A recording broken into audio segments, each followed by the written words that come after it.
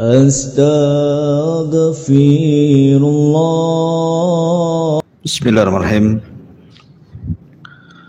Assalamualaikum warahmatullahi wabarakatuh.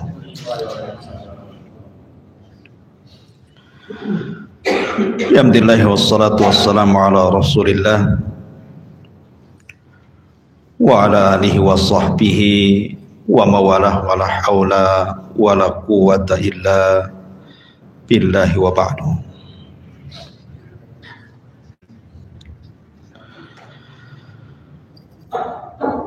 Alhamdulillah, di malam hari ini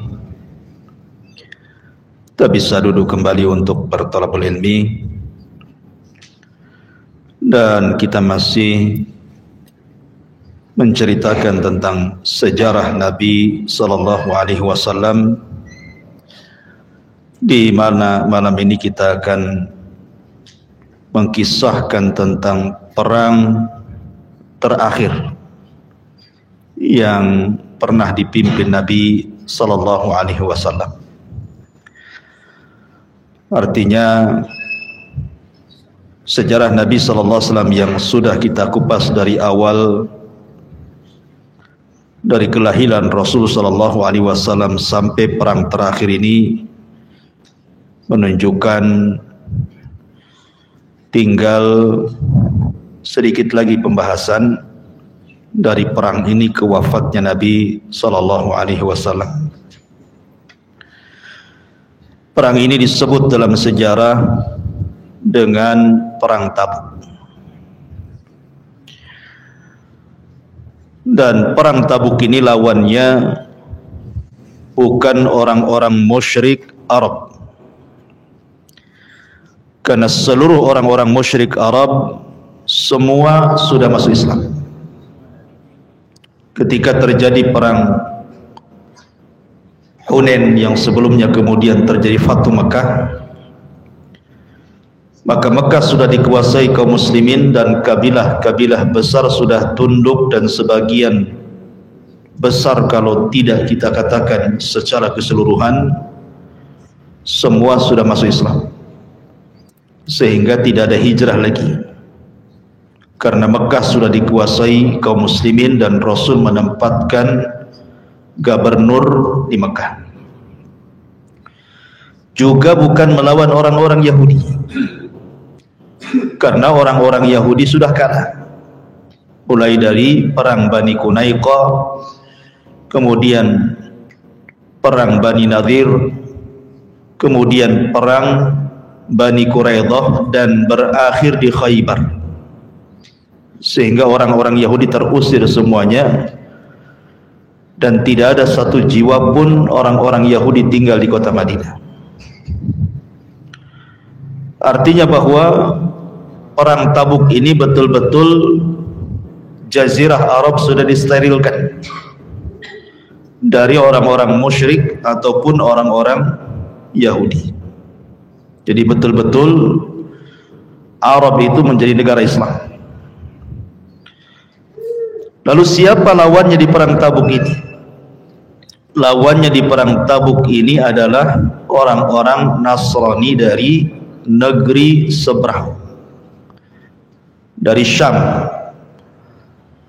Dan ketika itu Syam menjadi negara adidaya terbesar di dunia, dan penduduknya mayoritas orang-orang Nasrani. Jadi perang Tabuk ini perang Islam versus Nasrani. Itu dikenal dengan perang salib gitu ya. Ma'asyiral muslimin yang dimuliakan Allah Azza wa Jalla, perang ini terjadi pada tahun 9 Hijriah.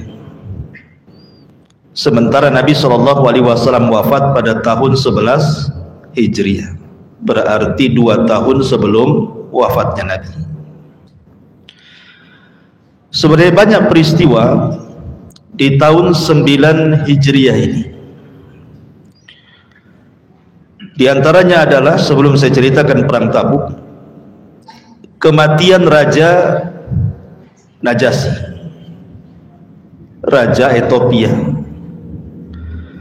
satu-satunya raja yang masuk Islam, di mana satu negara Ethiopia tidak ada yang muslim. rajanya Muslim tetapi negaranya Nasrani. Sehingga ketika kematiannya sampai kepada Nabi SAW, maka Rasul kemudian menyalatkan secara gaib. Inilah salat jenazah, salat gaib pertama yang dilakukan Nabi ketika meninggalnya Raja Najasyi. Kenapa? Karena ketika Najasyi meninggal tidak ada yang menyolatkan. Jadi ingat, Najasyi itu istilah Raja Ethiopia, namanya Ashama ibn Afjuh. Ashama ini ketika meninggal tidak ada yang menyolatkan. Maka Nabi SAW kemudian menyolat gaibkan. Dari sini ada ulama yang berpendapat dan berpandangan seperti Syekh Nasiruddin Al-Albani dan murid-muridnya, mengatakan bahwa salat gaib itu hanya dilakukan bagi jenazah yang belum disolatkan. Walaupun jumhurul ulama mengatakan bahwa boleh salat gaib itu. Intinya masalah khilaf yang dimuliakan Allah Subhanahu wa taala. Kemudian peristiwa yang kedua, terjadi kematian tokoh munafik Madinah. Siapa? Abdullah ibn Ubay ibn Salul. Ini pun terjadi di tahun ke-9 Hijriah. Nabi SAW sempat menyalatkan dan Umar menarik agar jangan sampai disalatkan karena dia adalah musuh Allah dan Rasulnya. Tetapi ketika Rasul hendak mendoakan, turun ayat la takum fihi abada, tidak boleh mendoakan orang munafik selamanya. Karena orang munafik itu hakikatnya orang kafir, cuman berpura-pura masuk Islam. Jadi tidak ada beda munafik dengan kafir. Maksudnya munafik keyakinan, bukan munafik amal ya.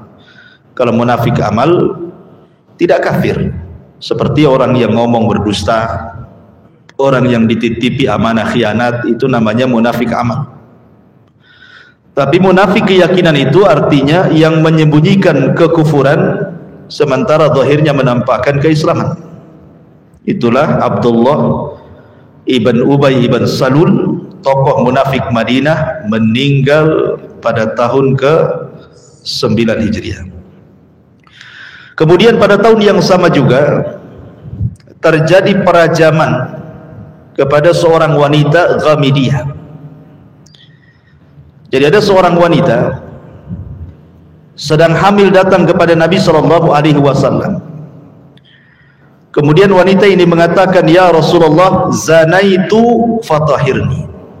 Rasul, aku sudah berzina, tolong bersihkan. Maksudnya rajam aku, karena dia sudah menikah kemudian berzina. Tapi Rasul itu mengajarkan rahmat. Agama kita agama rahmat, ajaran kita ajaran rahmat, dan Rasul kita juga Rasul yang diutus membawa rahmat. Sehingga Rasul tidak langsung merajamnya, walaupun pengakuan itu sekuat-kuat dalil, karena tidak perlu saksi kan. Orang ngaku kan nggak perlu saksi, apa yang mau disaksikan? Ngaku sendiri orangnya. Saksi itu bagi yang nggak ngaku, maka didatangkan saksi. Tapi Rasul mengatakan, jangan-jangan kau hanya peluk-peluk saja, kau cium-cium saja, kau nggak berzina, pulang kamu. Tapi wanita ini mendesak. Akhirnya kemudian mengakui bahwa dia telah hamil dari hasil perzinahan. Kata Nabi SAW, kalau begitu lahirkan dulu anak. Maksud Rasul itu disuruh pulang dan melahirkan anak, jangan datang lagi, cukup bertobat di rumah saja. Tapi wanita ini ngotot, memang betul-betul ingin bertobat setelah dilahirkan. Wa alihi wasallam. Banyak lalat nih, tempel di sini berubah pula nih. Jadi Nabi SAW kemudian menyuruh wanita ini pulang dan jangan pernah kembali. Tapi setelah melahirkan datang lagi dia membawa anaknya dan mengatakan, Rasul, ya anakku sudah lahir, masih ingatkan aku adalah wanita yang berzina, fatahirni, bersihkan aku. Tapi Rasul mengatakan tidak bisa, susui dulu. selama 2 tahun. Maksudnya pulang susui, jangan datang lagi, suruh bertobat gitu ya. Habis disusui, rupanya datang lagi. Setelah 2 tahun sempurna datang kepada Rasul karena kegigihannya ingin bertobat. Akhirnya wanita Ghamidiyah pun dirajam oleh Rasul dan para sahabatnya. Ketika dirajam, ada yang mencaci maki wanita ini. Maka Nabi SAW melarang, tidak boleh. Sesungguhnya wanita ini sudah bertobat, yang kalau dibagikan tobatnya kepada 70 penduduk Madinah itu mencukupi mereka. Lah, kejadian perajaman kepada wanita Ghamidiyah juga terjadi di tahun ke-9 Hijriah. Tapi yang ingin saya kisahkan adalah perang Tabuk. Inilah perang terjadi di tahun ke-9 Hijriah. Ma'asyiral muslimin yang dimuliakan Allah Azza wa Jalla, apa penyebabnya sehingga terjadi perang Tabuk? Kemudian bagaimana sikap para sahabat? Karena lawannya ini kelas kakap, kelas berat. Romawi lawannya, negara didaya kala itu, yang secara kekayaan, kemudian persenjataan, kemudian pasukan terkuat di dunia kala itu. Ini lawannya berat.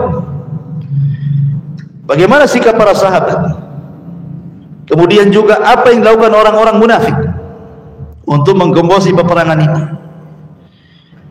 Kemudian bagaimana para sahabat Nabi SAW mempersiapkan peperangan ini bersama Rasul sampai mengalami kemenangan dan banyak peristiwa selama perjalanan. Tentu ini kisah yang lama, yang sedikit kita akan coba mengulas, walaupun tidak secara detail, tetapi poin-poin besarnya kita tahu tentang perang Tabuk. Ma'asyiral muslimin yang dimuliakan Allah Azza wa Jalla, sebenarnya gesekan Islam dengan orang Nasrani di zaman Nabi itu sudah pernah terjadi, kontak fisik itu, ketika kita bercerita tentang perang Mu'tah. Karena perang Mu'tah itu adalah gesekan kaum muslimin dengan orang-orang Nasrani. Kenapa? Karena ketika itu Nabi SAW mengirim delegasi utusan menyurati semua raja-raja untuk masuk ke dalam Islam. Menyurati Persia, Romawi, Ethiopia, dan raja-raja besar lainnya disurati, diajak masuk Islam. Lah, salah satunya adalah Nabi SAW mengutus seorang sahabat namanya Al-Haris ibn Umar Al-Azdi. Diutuslah untuk mengirim surat, dititipkan ke Malik Basrah, Gubernur Basrah yang ketika itu adalah bawahan dari Romawi, namanya Syarah bin Ibn Amr. Rupanya oleh Syarah bin Ibn Amr ini, pemimpin Basrah, bawahan daripada Romawi, dibunuh pula nih Al-Haris ibn, membunuh delegasi. Itu aturan. Kalau sampai dibunuh itu sama ngajak perang kan? Delegasi itu tidak boleh dibunuh. Sampai sekarang aturan delegasi tidak boleh dibunuh. Maka siapa yang membunuh delegasi itu namanya menghilangkan perang.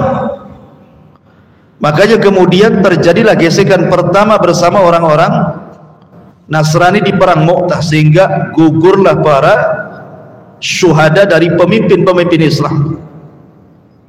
Di antaranya kita kenal Abdullah ibn Rawahah, gugur di situ. Zaid gugur di situ. Ya, Ja'far gugur di situ. Dan akhirnya peperangan ini kemudian dipegang oleh Khalid ibn Walid.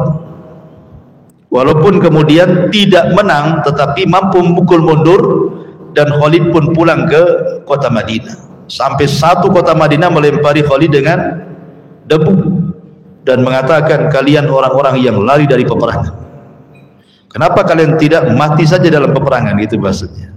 Tapi Rasul membela Khalid dan pasukan yang pulang dan mengatakan mereka tidak lari dari peperangan, tapi mereka kembali untuk mempersiapkan sebuah peperangan. Taib, itu perang Mu'tah. Jadi gesekannya sudah ada tuh di Mu'tah. Lah, perang Tabuk ini ma'asyiral muslimin yang dimuliakan Allah Azza wa Jalla, sebabnya bermacam-macam. Ada yang mengatakan di antara sebabnya adalah karena memang Allah Subhanahu wa taala berfirman di dalam Al-Qur'anul Karim surah At-Taubah ayat 123,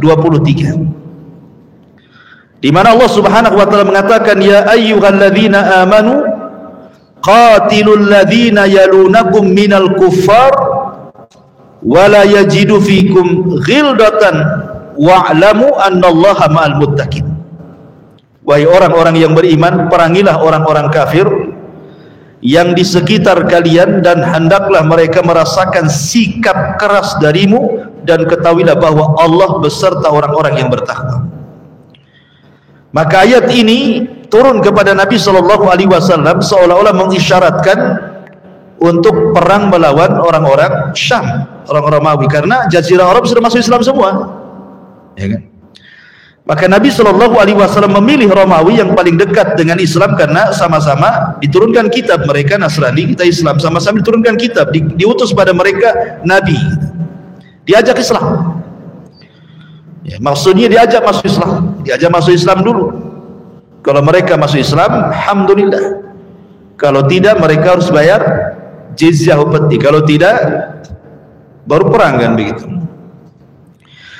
Sebagaimana Allah Subhanahu wa taala juga mengatakan dalam surah At-Taubah ayat 29. Allah mengatakan, qatilul ladzina la yu'minuna billahi wala bil yaumil akhir wala yuharrimuna ma harramallahu wa rasuluhu wala yadinuna dinal haqqi minal ladzina utul kitab hatta yu'tul jizyata ayyadi wa hum shaghirun. Perangilah orang-orang yang tidak beriman kepada Allah dan hari akhir, mereka yang tidak mengharamkan apa yang telah diharamkan Allah dan Rasul, mereka yang tidak beragama dengan agama yang benar yang datang dari Allah, yaitu orang-orang yang telah diberikan kitab sehingga mereka membayar jizyah pajak dengan patuh sementara mereka dalam keadaan tunduk kepada orang-orang yang beriman. Ini satu versi bahwa memang perang Tabuk ini adalah suruhan dari Allah Subhanahu wa taala. Tapi sebab yang lainnya ada yang mengatakan tidak. Ini sebenarnya kekecewaan orang-orang Romawi. Karena bagaimana coba? Orang-orang yang dianggap remeh oleh orang-orang Romawi, orang-orang Arab yang tidak punya ketangkasan perang, dan mereka juga tidak dikenal di dunia, ketika perang Mu'tah kok bisa dipukul mundur dengan pasukan yang sangat sedikit oleh Khalid ibn Walid. Sehingga ketika itu penasaranlah ini orang-orang Romawi ini, Herakles ini, sehingga ingin mencoba lagi dan mengerahkan pasukan yang jauh lebih besar lagi. Sampai 4.000 pasukan dikumpulkan, termasuk digabungkan orang-orang Arab Nasrani seperti kabilah Judam, kabilah Ghassan, ya, itu juga digabungkan, dan kabilah-kabilah yang lain dari Arab yang beragama Nasrani digabungkan dengan tentara Romawi, sehingga jumlahnya sampai 40.000 orang. Tentara yang banyak, 40.000 orang kala itu, ikhwan, mengumpulkan tentara sebanyak itu, apalagi dengan persenjataan yang kuat, logistik yang kuat, dan strategis perang yang memang terkenal. Romawi kala itu adalah negara adidaya, negara kuat, kan itu. Sehingga kemudian Nabi SAW sempat berpikir tentang kedatangan tentara ini, karena masalahnya datang kabar kepada Nabi SAW tentang berkumpulnya orang-orang Romawi dengan pasukan besar 40.000, dengan melibatkan kabilah Arab Nasrani dari Laham dan juga Judam dan Ghassan dan yang lainnya, bahwa mereka sudah sampai di tempat namanya Balqah. Balqah ini perbatasan Arab dengan Syam, artinya sudah dekat, ya. Rasul dapat informasi itu. Jadi Rasul mengatakan, apakah harus tetap tinggal di Madinah menunggu serangan, kemudian Rasul dan para sahabat bertahan, ataukah kemudian Rasul harus menyerang dulu sebelum mereka menyerang? Akhirnya diputuskan Rasul harus menyerang dulu. Kenapa? Kalau sampai bertahan di kota Madinah bahaya, karena nanti yang akan jadi korban bukan tentara saja, ada anak-anak, ada perempuan, ada orang sakit, ada orang wanita, dan begitu seterusnya. Jadi dengan berbagai pertimbangan, akhirnya Nabi SAW pun mempersiapkan pasukan, dan tidak boleh satu pun kecuali harus ikut. Ya, Rasul menekan betul dalam perang Tabuk ini, tidak boleh ada yang tidak ikut, harus ikut semua. Betul-betul Rasul mempersiapkan pasukan. Dan biasa Rasul itu kalau mau perang, kebiasaan Rasul biasanya tauriyah. Pamannya tujuannya ke Batu Besar. Nanti di perjalanan itu pura-pura nanya mana jalan ke Bengkok, gitu ya. Mana jalan ke Batu Haji, padahal tujuannya ke Batu Besar, gitu ya. Itu kebiasaan Rasul kalau perang itu begitu biasanya, tauriyah. Tetapi dalam perang Tabuk ini tidak ada tauriyah. Nabi SAW betul-betul mengumumkan kepada seluruh manusia, kita menghadap orang-orang Romawi dan bertempur di Tabuk. Jadi betul-betul dilakukan, karena ini bukan perang main-main masalahnya. Ini perang besar. Masalahnya ikhwan, di Madinah sendiri itu didahului sebelumnya adalah musim paceklik yang panjang, sehingga mereka tidak dapat penghasilan dari kurma-kurma mereka yang biasa mereka hasilkan. Lah ketika kemudian terjadi perang Tabuk, pula hilang paceklik, kemudian mulai subur, kemudian kurma pula lagi ranum-ranumnya dan siap dipetik. Itu kan waktu-waktunya senang, gitu ya. Bukan waktu-waktu perang ini, waktu-waktunya ke kebun, lesehan, gitu ya, makan kurma, gitu. Diajak perang pula. Baru selesai menghadapi paceklik, diajak perang lagi. Sehingga dari sinilah terpecah manusia. Nanti saya ceritakan siapa-siapa orang yang tidak ikut perang. Ada beberapa kelompok, ya. Kemudian yang kedua, karena memang Nabi SAW sangat berhajat kepada tentara yang banyak, karena memang yang dihadapi juga tentara kuat dan banyak. Sementara perjalanan Madinah ke Tabuk itu cukup jauh, tidak bisa kemudian ditempuh dengan jalan kaki, harus pakai kendaraan, minimal unta dan kuda balap. Sehingga kalau tidak punya kendaraan tidak bisa mereka jalan, belum sampai dah mati di jalan, ya kan? Kemudian juga banyak orang-orang miskin pengen terlibat, pengen ikut, tapi tidak punya senjata, tidak punya apa yang bisa mereka nafkahkan untuk peperangan ini. Jadi banyak kendala di perang Tabuk ini sebenarnya. Kalau bukan karena Allah Subhanahu wa ta'ala, tentu tidak akan dimenangkan perang ini. Tapi semua karena izin Allah Subhanahu wa ta'ala, makanya Allah menangkan perang Tabuk ini.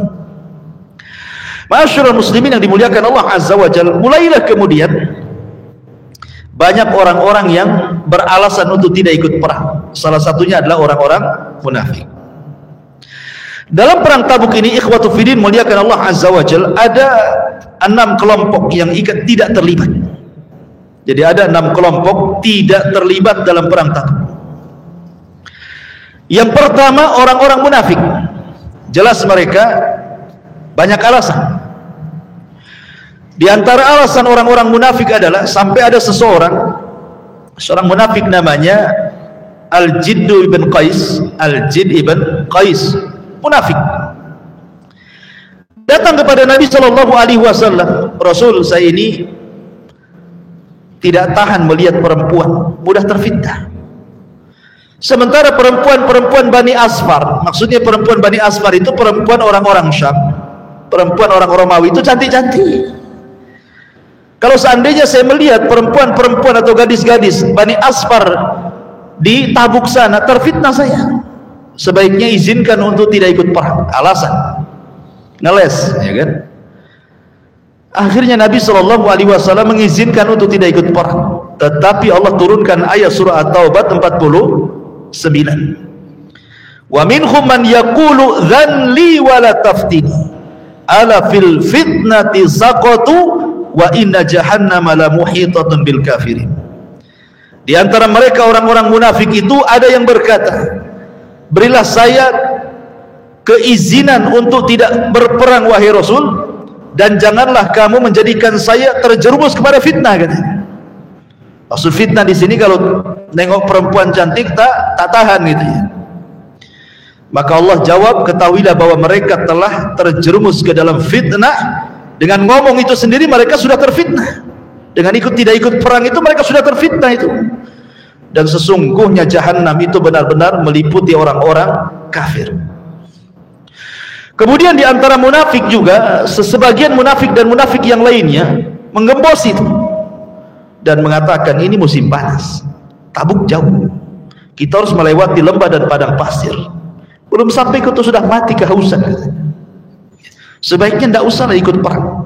Itu digembosi kawan-kawan itu. Makanya kemudian Allah Subhanahu wa taala turunkan juga ayat kepada mereka. Allah Subhanahu wa taala berfirman, farihal mukhallafuna bimaq'adihim khilafa Rasulillah wa karihu an yujahidu bi amwalihim wa anfusihim fi sabilillah wa qalu la tanfiru fil har qul naru jahannam asyaddu harra law kanu yafqahun. Orang-orang yang ditinggalkan, artinya tidak ikut perang itu dari orang-orang munafik, mereka merasa gembira dengan tinggalnya mereka di belakang Rasul, tidak ikut perang, dan mereka tidak suka berjihad dengan harta dan jiwa mereka di jalan Allah. Sebagian mereka mengatakan, janganlah kamu berangkat perang, ini musim panas. Maka Allah katakan ya Muhammad, api neraka Jahannam jauh lebih panas dibandingkan panasnya matahari. Diingatkan, kalau kalian mengatakan jangan pergi perang, ini musim panas, ingat Jahannam lebih panas lagi gitu. Itu jawaban antum tuh. Pamannya siang-siang ada daurah, ayo kita pergi daurah. Panas, Jahannam lebih panas. Gitu ya. Diajak kebaikan kok bilang panas. Bilang itu, neraka lebih panas lagi. Milih mana? Panas matahari atau Jahannam? Ma'asyiral muslimin yang dimuliakan Allah Subhanahu wa taala. Ini kelompok yang pertama. Banyak alasan, ada sekitar 80 orang munafik. Kemudian mereka berdusta membuat-buat alasan, akhirnya tidak ikut perang. Kelompok yang kedua, orang-orang yang diperintahkan Rasul memang tidak boleh ikut. Seperti contohnya umpamanya Muhammad ibn Maslamah memang oleh Nabi tidak disuruh untuk ikut. Kenapa? Karena kalau ikut semua, siapa yang memimpin Madinah? Nanti Madinah diserang, ya kan? Makanya kemudian Rasul memilih Muhammad ibn Maslamah untuk memimpin Madinah sementara Rasul sedang berperang di Tabuk. Termasuk juga Ali radhiyallahu anhu. Ali radhiyallahu an oleh Nabi sallallahu alaihi wasallam dilarang ikut perang. Kenapa? Dikhawatirkan ada serangan mendadak ke Madinah, sementara keluarga Rasul semua di Madinah, istri-istrinya, anak-anaknya, kan itu, kerabat-kerabatnya. Maka Ali disuruh melindungi mereka. Ketika Nabi SAW sudah pergi dari Madinah dan belum jauh dari Madinah, ada yang nyeletuk kepada Ali radhiyallahu an dengan kata-kata, Ali ini kayak perempuan, kok nggak ikut perang katanya. Akhirnya Ali radhiyallahu anhu nyusul Nabi. Nggak enak dengan ucapan orang tuh. Datang dia kepada Nabi Rasul, apakah engkau akan meninggalkan aku bersama anak-anak dan perempuan? Nggak bisa lah. Aku kan bukan orang yang punya uzur. Aku bukan orang sakit, aku bukan perempuan, aku bukan anak-anak. Kau juga tidak memilih aku memimpin Madinah. Loh, kenapa kau suruh aku tidak ikut? Katanya. Kata Nabi SAW di hadapan para sahabat, ya Ali, amma tarda an takuna minni bimanzilati Harun min Musa. Wahai Ali, ridhokah engkau kedudukan kamu itu seperti Nabi Harun dengan Nabi Musa? Ketika Musa pergi, Harun yang memegang Bani Israel. Sebaiknya kau tetap tinggal di Madinah. Akhirnya kemudian setelah Rasul ngomong begitu di hadapan para sahabat, otomatis kan tidak akan jadi fitnah lagi bagi Ali kan, tidak ada orang yang ngomel lagi kan. Maka Ali akhirnya kemudian balik lagi ke kota Madinah. Jadi kelompok yang kedua itu memang oleh Nabi disuruh jangan pergi, karena memang ditugaskan tugas gitu ya. Kemudian kelompok yang ketiga, orang-orang yang punya uzur, memang mereka tidak bisa perang, pincang, buta, kan itu ya, sakit parah, ya tidak mungkin perang, perjalanan jauh, panas, berjam-jam lewat bukit dan padang pasir, cemana diikutkan orang-orang kayak gini. Sementara satu unta saja gantian 18 orang. Satu unta itu gantian 18 orang. Makanya kan kendaraannya kan memang terbatas, sementara yang ikut itu 30.000 orang. Jadi setiap 18 orang satu unta gantian. Coba bayangkan susahnya menuju Tabuk itu. Makanya kemudian orang-orang yang memiliki uzur tidak disarankan pergi.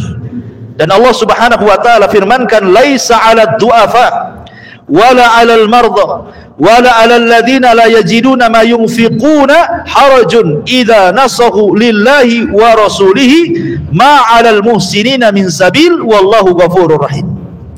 Tidak ada dosa karena tidak pergi perang atas orang-orang lemah, orang-orang yang sakit, dan orang-orang yang tidak memperoleh apa yang akan mereka infakkan apabila mereka berlaku ikhlas kepada Allah dan Rasulnya.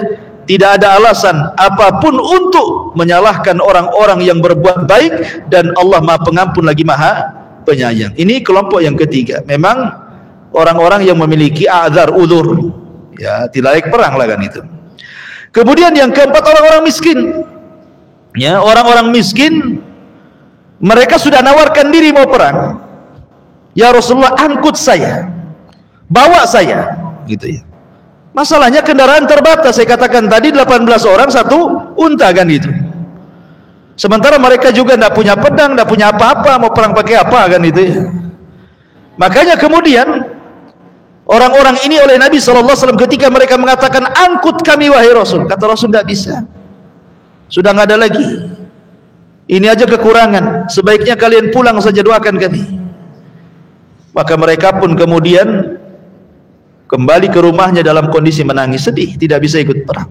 Dan Allah gambarkan, wala 'alal ladzina idza ma atauka litahmilahum qulta la ajidu ma ahmilukum alaihi tawallaw wa a'yunuhum tafidu minad dam'i hazanan alla yajidu ma yunfiqun. Dalam surah At-Taubah 92 Allah katakan, dan terhadap orang-orang yang datang kepada engkau wahai Muhammad dan mengatakan angkut aku, angkut kami, kemudian kau katakan kepada mereka tidak ada lagi kendaraan untuk kalian, maka mereka pun berpaling, sementara mata-mata mereka berlinang air mata karena sedih, karena mereka tidak ikut perang.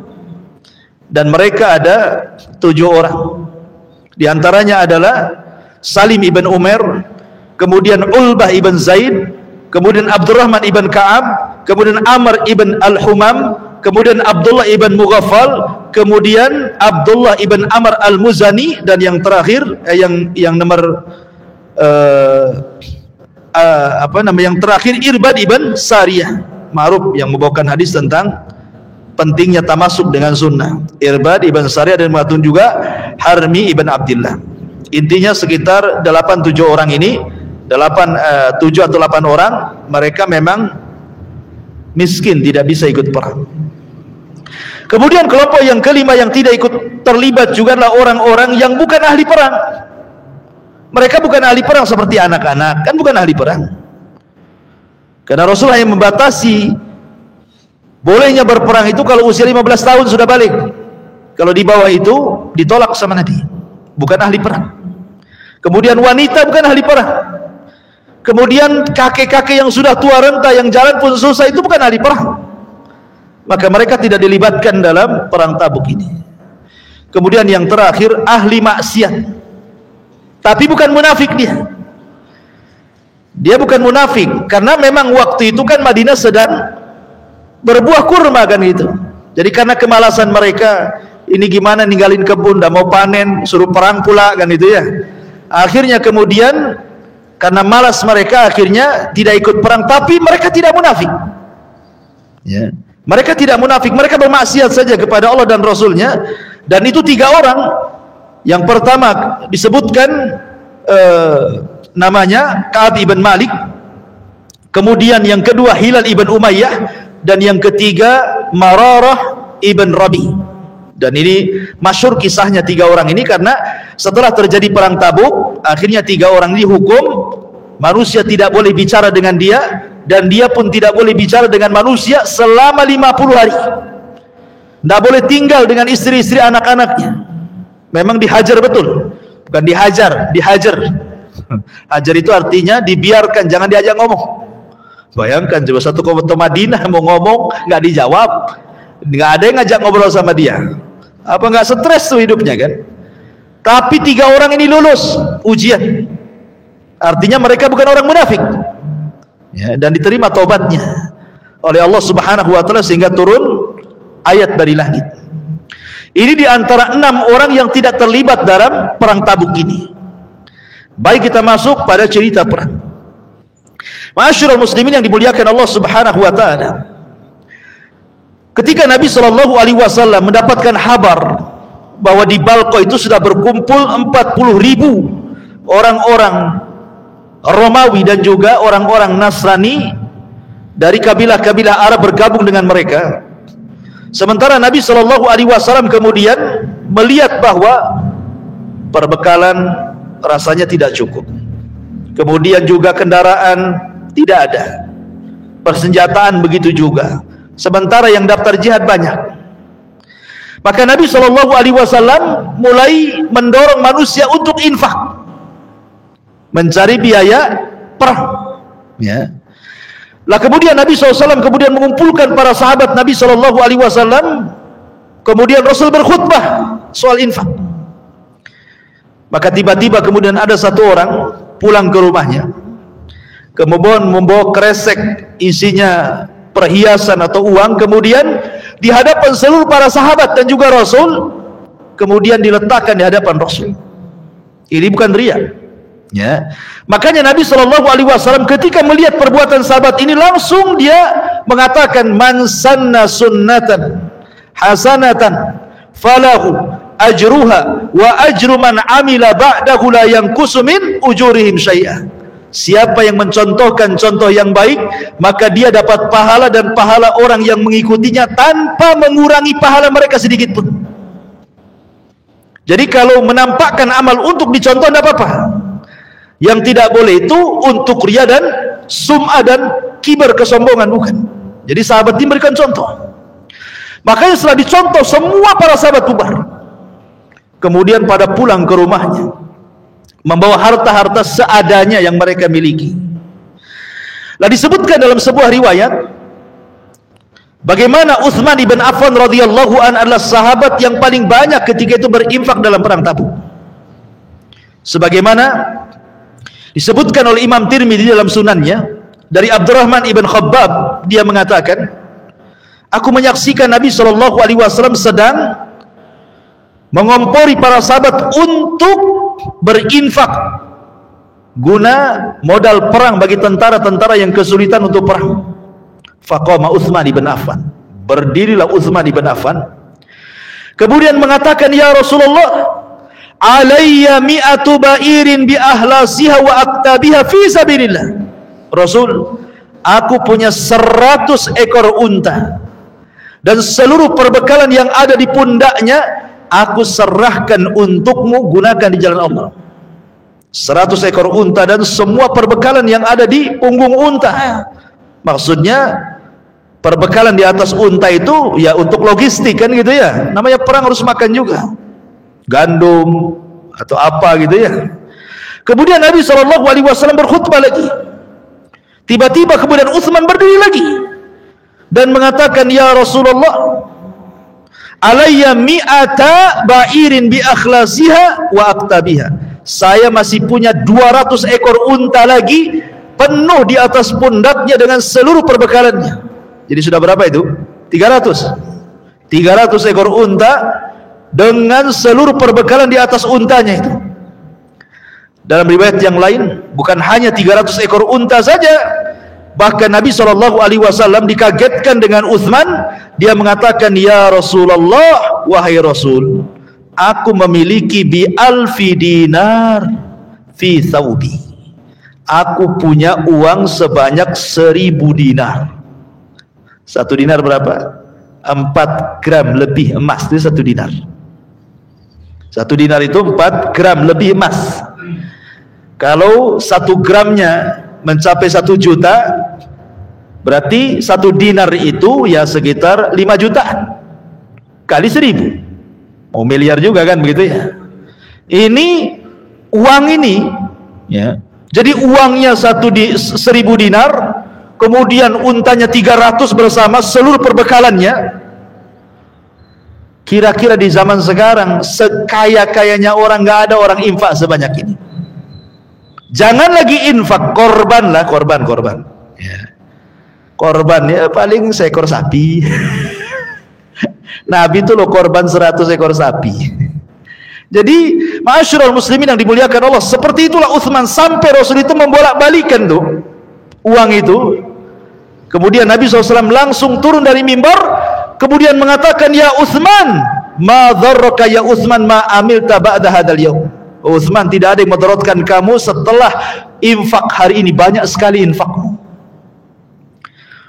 Ma'asyiral muslimin yang dimuliakan Allah Azza wa Jalla, tentu yang lain pun tidak tinggal diam. Bahkan Umar bin Khattab radhiyallahu an yang selalu bersaing dengan Abu Bakar dalam amal soleh, terutama dalam sedekah. Jadi Umar itu kan selalu kalah dan tidak bisa menyaingi Abu Bakar dalam amal soleh. Jadi ketika mendengar Rasul butuh biaya untuk perang Tabuk, dia mengatakan, inilah waktunya saya bisa melibas Abu Bakar, katanya. Asik saya aja yang kalah dengan dia dalam amal soleh. Hari ini kesempatan saya bisa mendahului Abu Bakar, datang kepada Rasul. Apa kata Umar bin Khattab radhiyallahu anhu, ya Rasulullah, saya punya separuh harta, saya infakkan semuanya ya. Kemudian Nabi SAW mengatakan, ma abqaita li ahlika ya Umar, kau infakkan separuh harta itu, bagaimana kondisi keluargamu? Kata Umar, kan masih ada separuh, katanya. Setelah Umar menginfakkan separuh harta, selang beberapa waktu Abu Bakar datang, kemudian mengatakan, ya Rasulullah, aku infakkan semua hartaku. Ini separuh, ini semua hartaku kuinfakkan untukmu. Kata Rasulullah, ya Abu Bakar, wa ma abqaita li ahlik, lalu apa yang kau tinggalkan untuk keluargamu? Mungkin bagi Abu Bakar bahasa ini sederhana, biasa, bagi kita luar biasa. Apa kata Abu Bakar? Ya Rasulullah, aku tinggalkan seluruh anak istriku kepada Allah dan Rasulnya, tawakal. Kan itu ya. Coba ada orang yang menginfakkan semua harta? Nggak ada. Jangan lagi semua harta diinfakkan. Anggaplah orang kaya punya 2 rumah, tiba-tiba diinfakkan 1 rumah. Kata istrinya, gila kau suamiku, katanya. Suaminya digila-gila. Yang infak dibilang gila, gimana yang gila, apa sebutannya? Ya. Ma'asyiral muslimin yang dimuliakan Allah Azza wa Jalla. Artinya di sini bahwa lihat bagaimana semangat para sahabat. Setelah itu datang Abdurrahman bin Auf menginfakkan banyak hartanya. Datang Thalhah ibn Ubaidillah menginfakkan, sampai kepada ada orang-orang yang miskin yang malu-malu menginfakkan karena tidak punya uang, membawa gandum separuh sok. 1 sok itu 4 gini. Berarti kalau separuh 2 gini nih, 2 ciduk saja nih. Ya. Malu-malu dia datang mau 2 ciduk gandum itu. Akhirnya dicibir orang-orang munafik dan mengatakan, innallaha la ghani an sadaqati hada. Allah itu maha kaya, ngapain kau sedekah kau sikit? Enggak perlu, Allah maha kaya, katanya. Digembosi sama orang munafik. Tapi kalau orang kaya ngasih harta banyak, kata orang munafik itu sedang ria. Itulah orang munafik. Jadi kalau orang kaya infak dibilang ria, kalau orang miskin infak dibilang Allah lebih kaya. Nggak usah, katanya. Si munafik itu. Karena memang munafik itu setan dari kalangan manusia. Ya, kalau setan dari kalangan jin ya jelas. Ya, dia akan membisikkan di telinga orang yang infak sebagaimana Allah berfirman, ya'idukumul faqra wa ya'murukum bil fahsya. Jangan infak, nanti kau fakir, nanti kau miskin. Untuk yang lain saja, kan gitu ya. Kau kan belum punya kulkas, beli kulkas. Yang gitu. Jadi setan itu begitu bisik-bisiknya. Ma'asyiral muslimin yang dimuliakan Allah Azza wa Jalla, termasuk juga ada yang sama sekali tidak punya apa-apa. Jangan lagi cerita uang, cerita kendaraan, cerita senjata, cerita gandum. Tidak punya apa-apa, tapi pengen infak. Namanya siapa? Namanya Ulbah ibn Zaid. Ulbah ibn Zaid ini infaknya luar biasa. Dikisahkan oleh Wathilah ibn Asqa radhiyallahu anhu. Jadi ketika perang Tabuk, ini Ulbah ibn Zaid ini Sahabat Nabi SAW tidak ada yang bisa diinfakkan karena memang nggak punya harta sama sekali. Tapi sebelum tidur dia mengatakan, Allahumma innaka qad amarta bil jihad wa raghibta fihi thumma lam taj'al indi ma atakawwa bihi ma Rasulillah sallallahu alaihi wasallam wa lam taj'al fi yadi Rasulillah sallallahu alaihi wasallam ma yahmiluni alaihi wa inni atasaddaqu ala kulli muslimin bi kulli madlamatin asabani biha fi malin aw jasadin aw irdin thumma asbaha ma'az nas faqala Rasulullah SAW ainal mutasaddiqu hadhihi laila. Jadi ada kasusnya begini, Ulbah ibn Zaid ini di malam hari dia menangis, ya Allah katanya, sungguh nabimu sudah memerintahkan jihad dan sungguh nabimu sudah mendorong untuk jihad, sementara aku tidak bisa menyumbangkan sedikit pun kepada nabiku. Aku sudah tawarkan badanku, nabiku mengatakan tidak ada yang bisa membawamu. Kemudian dia mengatakan, ya Rabb, terimalah sedekahku. Sedekahku adalah, maka setiap yang mendolimi diriku, apakah mendolimi hartaku, mendolimi jasadku, mendolimi kehormatanku, ku maafkan semuanya. Itulah sedekahku. Kemudian di siang hari Nabi SAW esokan harinya Rasul bertanya, siapa yang bersedekah tadi malam katanya? Siapa yang bersedekah tadi malam? Tidak ada orang-orang malam-malam bersedekah. Itu. Rupanya mengatakan, Ulbah ibn Zaid, saya wahai Rasul. Kemudian Rasul mengatakan di hadapan Ulbah, qad kutibta fi zakati, maka apa yang kau lakukan semalam sudah dicatat menjadi bagian daripada zakat. Ini zakat paling rendah gitu ya. Pokoknya memaafkan semua yang mendoliminya, itu zakat dia lah semuanya. Ustaz, saya milih yang terakhir aja lah biar gak keluar duitnya. Gak bisa juga antum mau disakiti dendamnya sebulan. Mana antum bisa? Ada yang bertahun-tahun, ada yang sampai anak turunannya itu diceritakan dendamnya itu. Karena bukan mudah memaafkan orang itu, ikhwan. Minta maaf aja berat, apalagi maafkan orang makin berat lagi ya.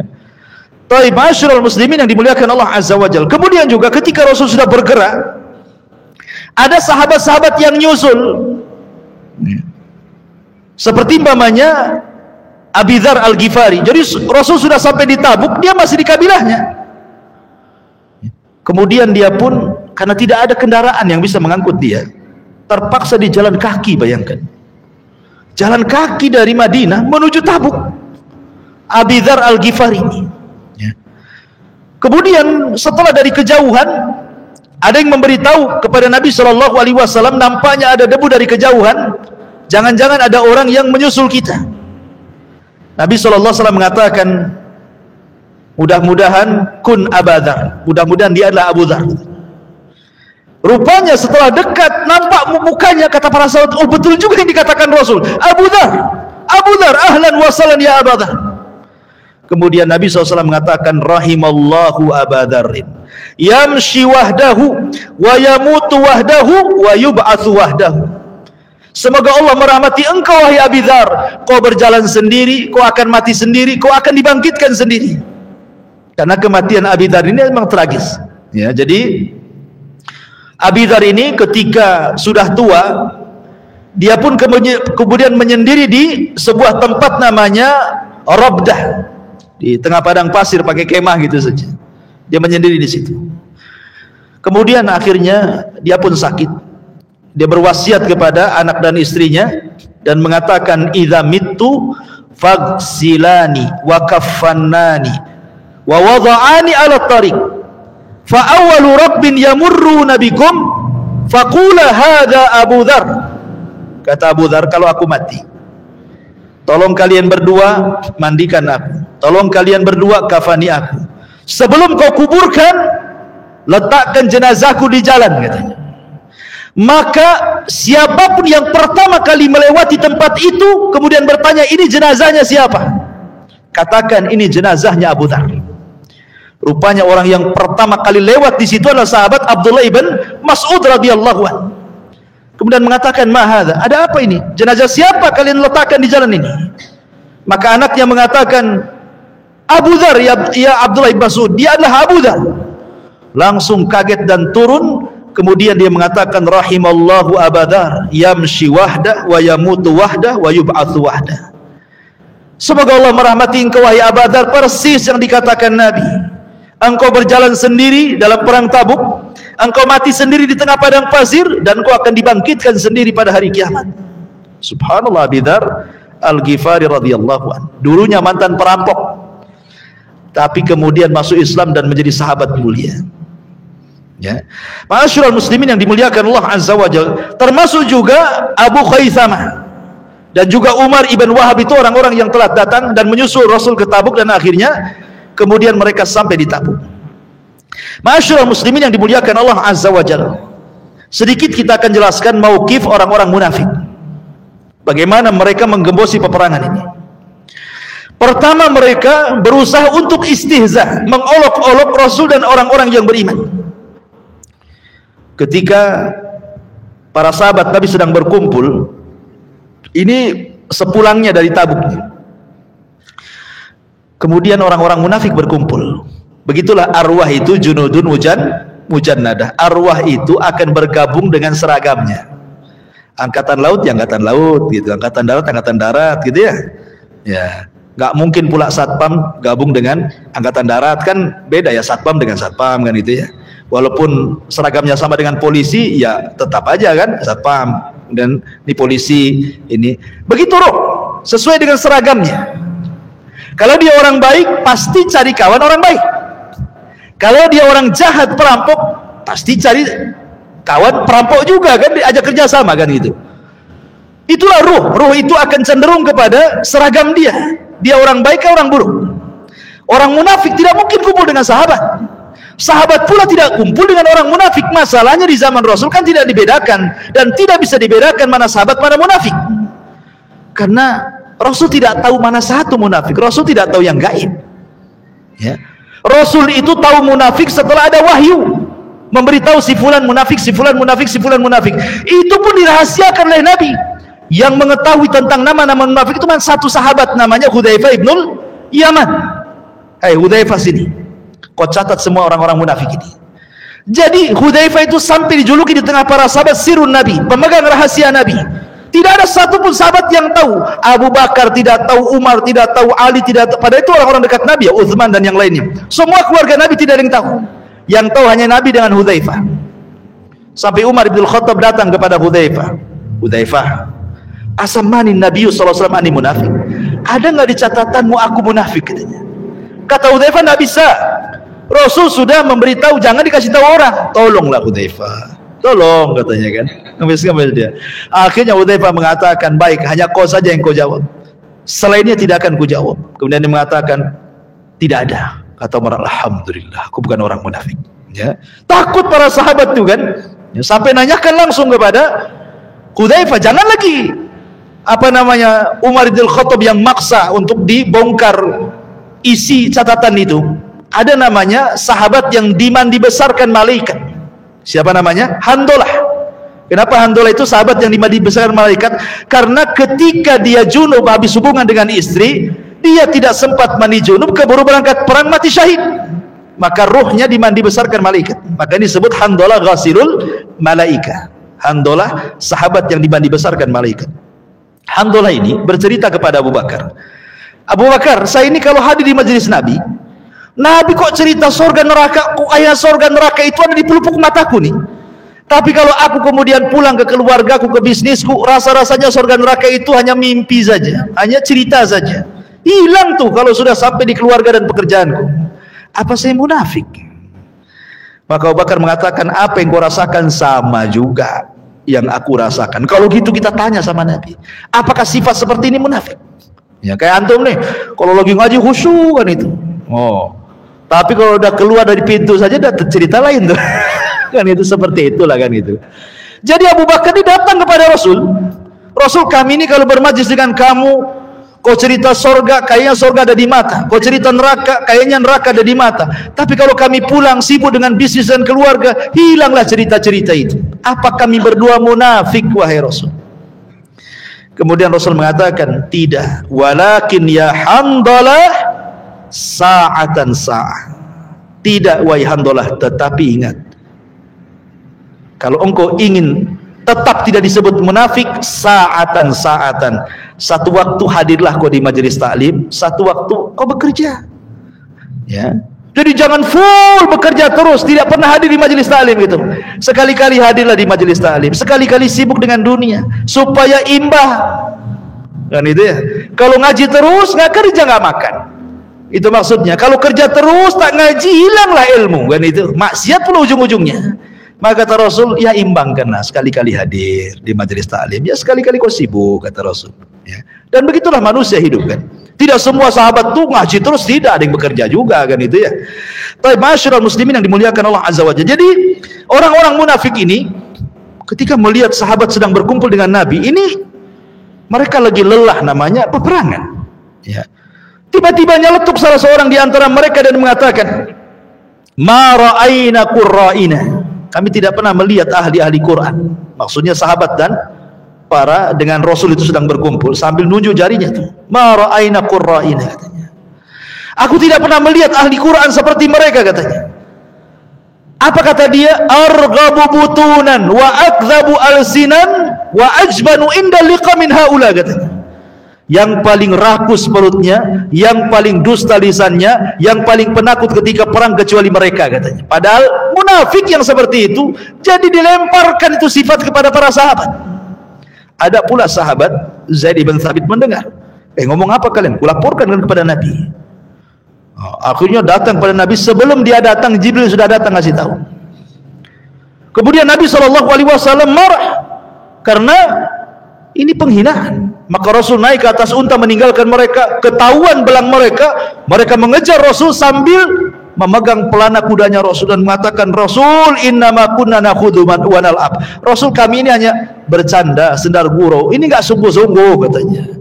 Tapi Rasul mengatakan dengan membawakan ayat Al-Quran, Qul abillahi wa ayatihi wa rasulihi kuntum tastahzi'un la ta'tadiru qad kafartum ba'da imanikum. Apakah dengan Allah, dengan Rasul dan ayat-ayatnya kalian berani mengolok-olok? Tidak ada uzur kepada kalian, kalian sudah kufur setelah keimanan kalian. Lihat di zaman Rasul. Di zaman sekarang lebih parah lagi. Lihat di medsos itu, di YouTube itu sampai ada channelnya khusus. Orang Islam tapi menjelek-jelekan Islam. Orang Islam tapi menyerang Islam. Orang Islam tapi menyerang para ulama Islam. Munafik. Dulu munafik gak nampak, sekarang gua munafik, loh saya munafik. Seolah-olah ngomong begitu dia. Cuman gak ngomong gitu. Ya, padahal seolah-olah dia ngomong saya ini munafik gitu. Cuman bahasanya tidak demikian. Bahasanya itu terpancar dari lisan mereka. Dihina seorang ustadz yang sedang berceramah. Ya. Ma'asyiral muslimin, sedikit-sedikit dibilang kadal gurun itu apa itu? Ma'asyiral muslimin yang dimuliakan Allah Azza wa Jalla.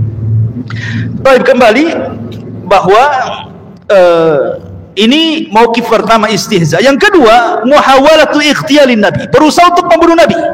Di perang Tabuk ini orang-orang munafik ini berusaha untuk membunuh Nabi itu.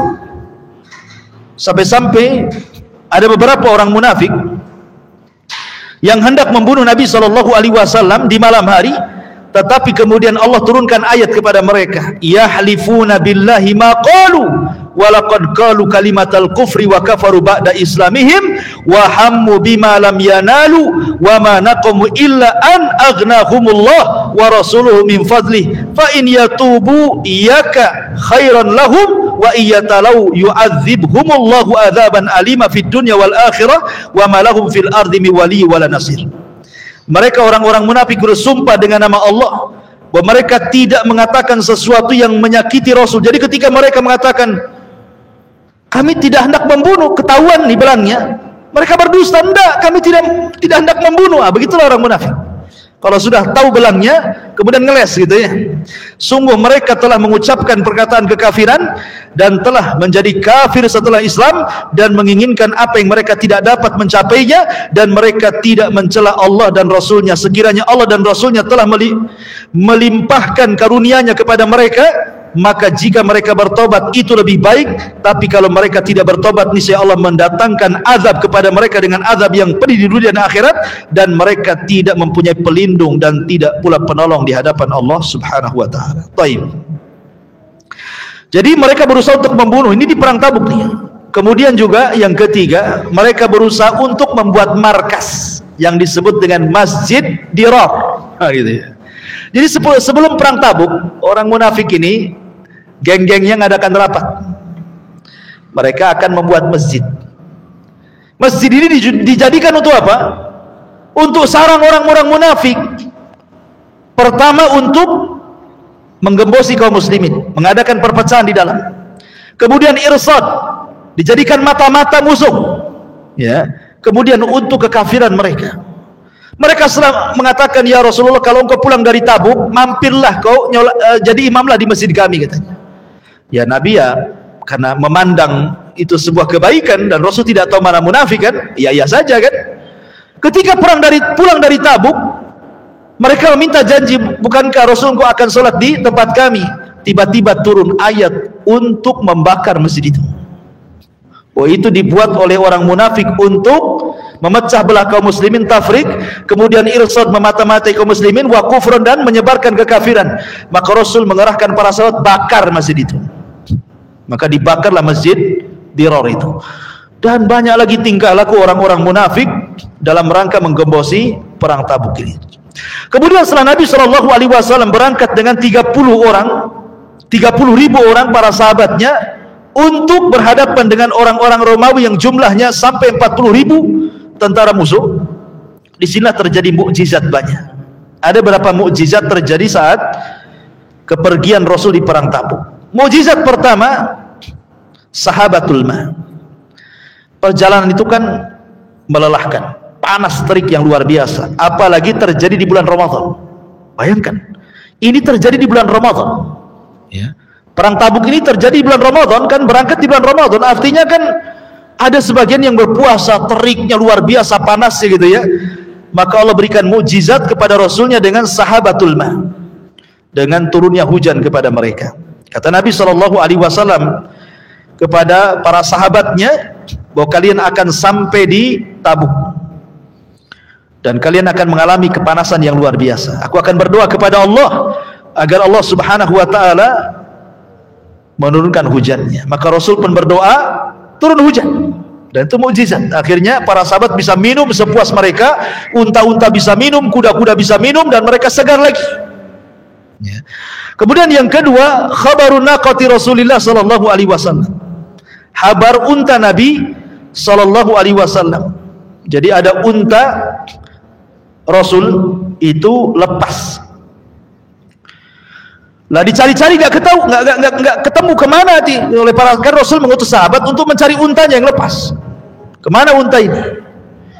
Ini ada kesempatan orang munafik ini untuk istihza dengan Nabi SAW. Kemudian sebagian mereka mengatakan, lihat, orang itu ngaku Nabi tapi tidak tahu untanya di mana, katanya. Dia bilang gitu. Kalau dia Nabi mesti tahu lah di mana untanya. Ngapain ngerahkan sahabat pula cari unta, katanya. Ini kan penghinaan kepada Rasul kan gitu ya. Makanya Nabi SAW kemudian dihabarkan dari langit dan Rasul mengatakan, a'lamu illa ma 'allamani, a'lamu illa ma 'allimni, illa ma 'allamani Allahu wa qad dallani Allahu 'alaiha wa hiya fi hadzal wadi fi syi'bi kadza wa kadza wa qad habasatha syajaratun bi zimamiha. Kata Rasul, sesungguhnya aku tahu, tetapi pengetahuan itu Allah yang kasih tahu aku. Untaku berada di lembah ini, di kabilah ini. Kebetulan ada pohon yang bercabang, itu tali pelananya terkait di cabang pohon tertentu. Carilah, di situ ada untanya. Ini mukjizat Nabi. Ya, ada di situ. Karena ini akibat orang munafik mengatakan, masa seorang Nabi kok nggak tahu untanya kemana, kan itu. Ini pelecehan kepada Nabi SAW. Ya, karena Rasul diberikan mukjizat. Kalau orang sekarang ngeramal, pasti dusta. Ya, nggak mungkin benar. Pak dukun, mobil saya sudah setahun dicuri orang. Di mana ya? Oh, mungkin di daerah Batu Haji. Nggak tahu tuh di Batu Haji. Cari aja di Batu Haji. Batu Haji luas, mau di mana kan gitu ya? Kan dukun kan itu main umum-umum saja. Dia nggak berani memastikan tuh alamatnya sekian, gang sekian, RT sekian, kecuali dia yang maling kan itu. Intinya bahwa dukun itu para pendusta. Kemudian juga al-ikhbar bi hububir rih asyadid wa tahdhir min. Jadi Nabi SAW menghabarkan para sahabatnya, apabila sampai di Tabuk nanti akan ada angin. Nah, kita tahu kalau musim angin di padang pasir itu, saya pernah mengalami waktu di Yaman. Itu kalau musim debu itu angin datang itu udah kayak apa saja, nanti hilang itu udah berdebu semua tuh. Muka berdebu semua, berdebu. Sekali datang itu enggak lihat, tangan kita pun enggak lihat nih. Pada satu jengkal itu udah datang musim debu. Kata Nabi SAW, nih kalau kalian sampai nanti akan datang angin debu, maka tolong pegangi semua unta, kuda dan kendaraan kalian, karena takutnya kabur kan itu ya, ketakutan itu, maka pegangi betul. Dan betul terjadi itu, datang itu ya debu, angin debu itu. Dan para sahabat sudah tahu akan terjadi. Siapa yang ngasih tahu? Nabi. Siapa yang ngasih tahu? Allah, lewat malaikat Jibril. Kemudian termasuk juga di antara mukjizat Rasul, takthiru ma'i aini Tabuk. Rasul itu berdiri di mata air Tabuk. Air habis, sahabat kehausan. Ya, maka dengan mukjizat Nabi SAW, kemudian sahabat meminta air kepada Nabi SAW, maka Nabi SAW memukul sebuah batu, keluar air. Dan itu mukjizat Nabi SAW. Termasuk juga taksir to'am, logistik yang sangat sedikit, makanan yang makin habis, tetapi datang mukjizat Rasul, satu nampan itu bisa sampai ratusan sahabat yang makan tuh habis-habis tuh. Luar biasa. Dan itu mukjizat Nabi sallallahu alaihi wa ala alihi wasallam.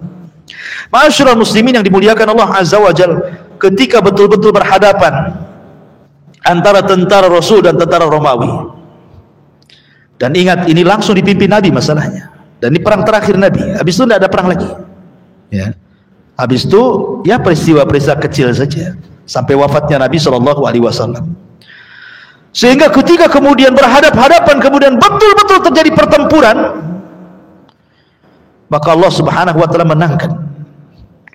Padahal jumlah kaum muslimin 30.000 melawan 40.000 kan itu. Beda 1.000. Beda 10.000. Kan lumayan beda 10.000 itu ikhwan. Tetapi sekali lagi dalam peperangan Islam dalam sejarah itu, kam min fi'atin qalilatin ghalabat fi'atan katsiratan biidznillah. Berapa banyak kelompok kecil bisa mengalahkan kelompok yang banyak. Makanya ketika panglima perang Romawi ini bertanya kepada Khalid ibn Walid tentang rahasia kemenangan. Kemudian Raja Herakli itu ketika itu menuduh, jangan-jangan orang Arab menyerang Romawi itu karena mereka terjadi paceklik hebat, mereka kelaparan sehingga nyerang Romawi, pengen makan katanya. Itu tuduhannya. Padahal saat perang Tabuk itu Madinah justru kebalikannya, lagi panen-panennya kurma kan gitu ya. Tapi itu isu, dibuat isu seperti itu. Sehingga panglima perang ini ngomong sama Khalid, apa kunci kemenangan kali ini setelah mereka kalah?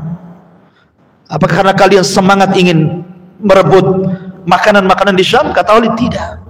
Khalid hanya mengatakan, darahnya orang Syam lebih lezat katanya. Darahnya orang Syam lebih lezat. Kemudian Khalid mengatakan, demi Allah, kunci kemenangan itu cuma dua. Satu, karena kami datang dan kami cinta mati syahid. Yang kedua, karena kalian datang sementara kalian cinta itu untuk pulang hidup. Kami datang pengen mati, kalian datang pengen tetap hidup. Itulah kuncinya. Kata Khalid bin Walid, nahnu nuhibbul maut kama tuhibbul haya. Karena kami cinta kematian sebagaimana kalian cinta kehidupan. Itu kunci kemenangan kami. Sampai dalam perang Mu'tah, Khalid itu serbannya jatuh. Kemudian untuk ngambil serbannya itu sampai harus menghadapi banyak musuh. Sampai sahabat mengatakan, ya Khalid, kau ini perang untuk serban, kau untuk Allah katanya. Kata Khalid, tidak, di serban itu ada rambut Nabi. Saya takut rambut itu dihinakan oleh orang-orang kafir itu. Karena jasad Rasul itu boleh untuk ditabaruki, boleh kita bertabaruk dengan jasad Rasul. Makanya Rasul kalau dicukur itu rebutan pada ngambil rambut bekas cukurannya. Kalau berwudu mau perang ambil bekas wudunya. Kalau meludah ditangkap ludahnya kemudian dibaluri di badannya. Kalau Rasul ngomong tidak ada yang berani melihat Nabi. Itu Rasul boleh. Apakah selain Rasul boleh? Ya, pemirsa meludah ditangkap sama antum. Kemudian dioles ke wajah itu apa? Obat jerawat Ustaz. Mana bisa. Yang mana? Yang ada langsung hitam wajahnya. Ya. Jadi masyarakat muslimin yang dimuliakan Allah Azza wa Jalla. Jadi Khalid bin Walid tabaruk dengan rambutnya Nabi. Ya. Intinya bahwa setelah kemudian para sahabat Nabi SAW dapat kemenangan, maka dengan kekalahan Romawi dari Islam, maka di sini nampak kuwah daulah Islamiyah, nampak kekuatan daulah Islamiyah. Tidak bisa dianggap remeh. Ya, tidak bisa dianggap remeh. Yang kedua, tauhidul jaziratil Arab. Di sini ada penyatuan jazirah Arab menjadi Islam semuanya. Kan takut mau kufur. Romawi aja kalah, kok macam-macam pula kabilah kecil. Akhirnya makin bersatulah kabilah Arab ini. Dengan setelah perang Tabuk ini kan, kemudian juga hilangnya wibawa negara-negara adidaya. Dengan menangnya ini kan hilang wibawanya. Makanya di zaman Umar bin Khattab radhiyallahu an, sebelumnya di zaman Abu Bakar juga sudah mulai memerangi Romawi kan.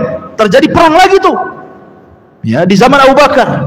Kemudian di zaman Umar, sampai akhirnya Imperium Romawi bahkan Persia jatuh ke tangan kaum muslimin. Masyarul muslimin yang dimuliakan Allah Azza wa Jalla, itulah diantara secara singkat dari perang Tabuk. Kalau kita kisahkan secara rinci memang panjang kisahnya, tapi poin-poin pentingnya sudah kita dapati. Mudah-mudahan ada manfaatnya. Ini yang bisa sampaikan. Insyaallah kita mengkaji di lain kesempatan dalam kisah yang lain. Subhanakallahumma bihamdika asyhadu an la ilaha illa anta astaghfiruka wa atubu ilaik. Allahu ta'ala alam. Assalamualaikum warahmatullahi wabarakatuh.